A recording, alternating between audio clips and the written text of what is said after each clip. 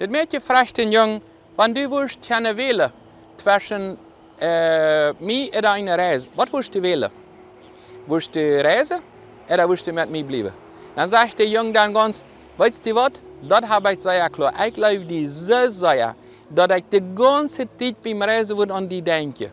So, was glaubst du, was das Mädchen sich gefällt hat? Die ganze Zeit würde ich an die denken, wenn ich reise. Mit anderen Worten, die wir nicht bereit, eins was aufzuopfern für sein Mädchen, ob es für Reise sehr gut ist. Aber das ganz klar, wenn für mich eins was anderes präsentiert, dann lasse ich die im Stich. Dann will ich was anderes tun.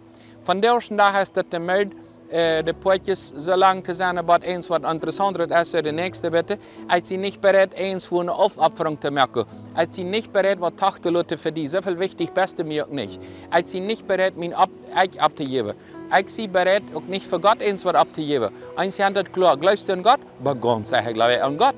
Das ist mehr. Immer wenn ich geschafft merke, immer wenn ich reise, denke ich an Gott. Wenn ich das Leben für mich lebe, und bloß ich betrachtet sie, in alles vermieden, in alles ich, denke ich an Gott, wenn Gott soll mich sehen, wenn ich sie das Zentrum, und Gott soll mir mithelfen. Ich will an Gott denken und all die Sachen sind wichtig. Aber die sind nur so lange wichtig, wenn ich keinmal eins Wort aufopfern für Gott.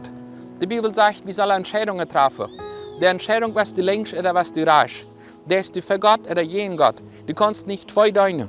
Das ist halt klar, für ein Mädchen, was ich denke, aber mir sind andere Sachen wichtiger.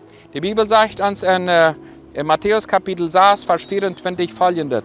Keiner kann nicht zwei Herren dienen. Er wird entweder dem einen hassen und dem anderen lieben, oder wird dem einen anhängen, sich an dem anhängen, oder dem anderen verachten, und du kannst nicht Gott dienen und dem Mammon. Also ein weltliches System. Das ist nicht möglich, wenn du den ganzen Denken in diese Welt anstellst, was Geld Nummer 1 ist. Oder wenn deine Systeme alles Nummer 1 ist, und sogar an Gott denkst nach, das ist nicht möglich, Gott zu dienen. Du musst dich entschlüsseln, weil ich das oder das andere. Das Halbe bringt immer Verlorenheit. Das ist die Offenbarung ganz klar sagt, die wird so halb sind, was Gott eins von utkratzen. Die wird der Rutschmiete. So, wo ist in deinem Leben ein Bereich, wo ich sage, hier sehe ich so halb. Ich sehe mit dir so lange, als das aller gut geht. Ich sehe mit Gott so lange, als das mir passt. Ich sehe mit der Gemeinde so lange, als mir das passt. Ich lese die Bibel so lange, als mir das passt. Ich sehe mit diesem Partner so lange, als mir das passt. Aber wenn das einmal nicht mehr passt, dann sehe ich nicht bereit, was aufzuopfern. Immer mal dann, wenn alle sich nicht mehr anstellen. Gott kann ja sich irgendwann nicht mehr anstellen. Wenn ich brücke das, der weiß ja, dass ich mich brücke. Darum sage ich, okay, ich will mich nur Gott anstellen. Gott ist das Zentrum. Und wenn mir dort Aufopferung fehlt, dann will ich das tun, wenn ich mich klar am fallen, das klar am dienen, aus einer guten und schlechten Situation.